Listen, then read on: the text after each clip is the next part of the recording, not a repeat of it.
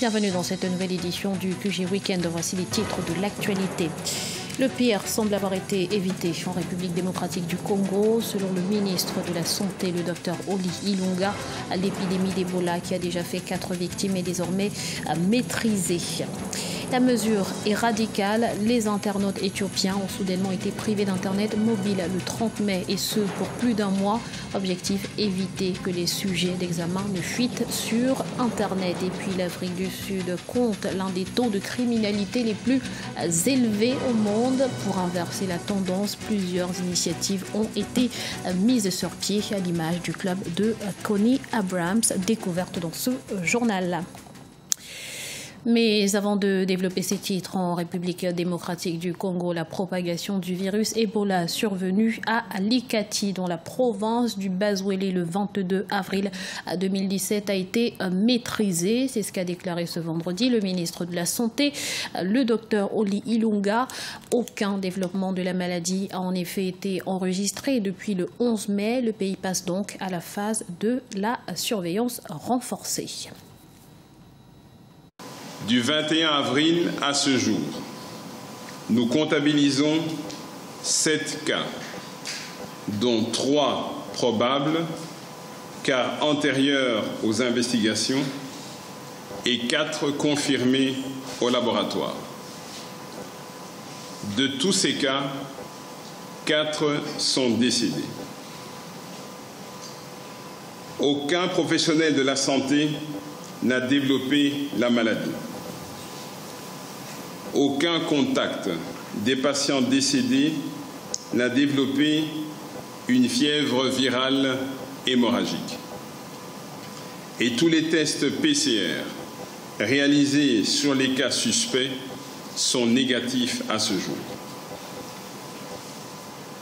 Chers compatriotes, la période d'incubation maximale du virus Ebola étant de 21 jours, et vu qu'aucun cas n'a été déclaré depuis le 11 mai, date correspondant à l'isolement du dernier cas confirmé, la République démocratique du Congo passe maintenant dans une deuxième phase qui est celle de la surveillance renforcée, étant donné que le cap fatidique des 21 jours est passé.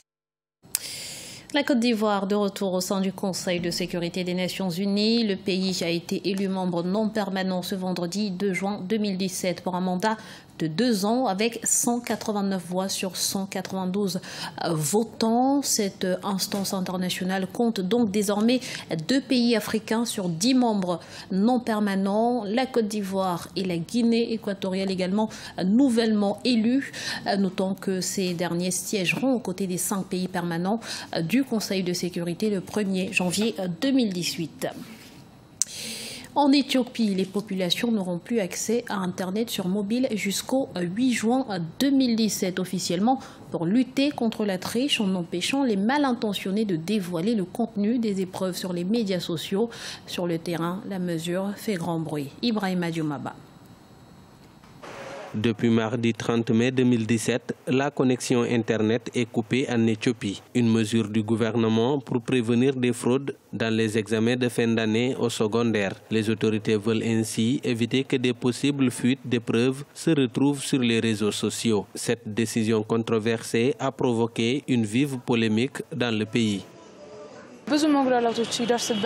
S'il y a des fuites d'épreuves, nous allons en souffrir. Cela peut entraîner un report des examens et un retard des résultats. Le fait de bloquer l'Internet n'est pas une mauvaise chose pour les élèves, même si cela affecte les autres citoyens.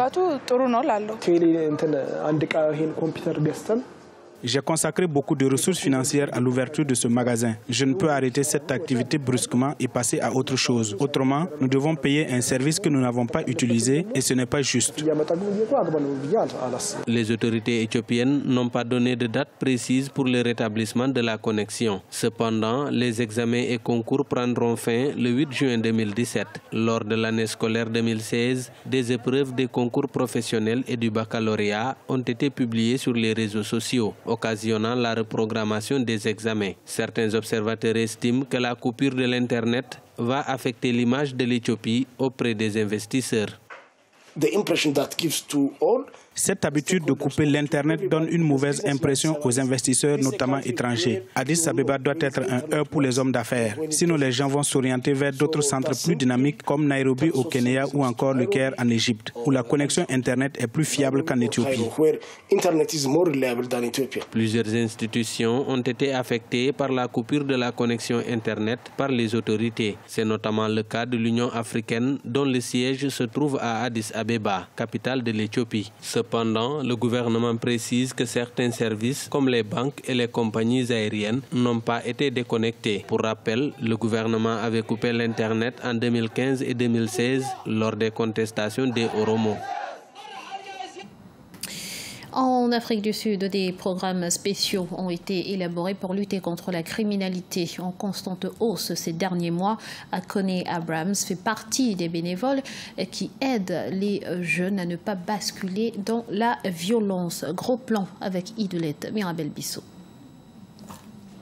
L'Afrique du Sud compte l'un des taux de criminalité les plus élevés au monde, où les drogues et les armes à feu sont utilisées par des gangs pour alimenter la violence. À titre d'exemple, seulement dans la province du Cap occidental, près d'une vingtaine d'enfants ont été assassinés depuis le début de l'année 2017. À Lavender Hill, où les écoles ont été fermées il y a quelques jours à cause des violences, Connie Abrams, une retraitée de 62 ans, a créé un club de tricot où les élèves passent leur week-end à confectionner des articles en laine.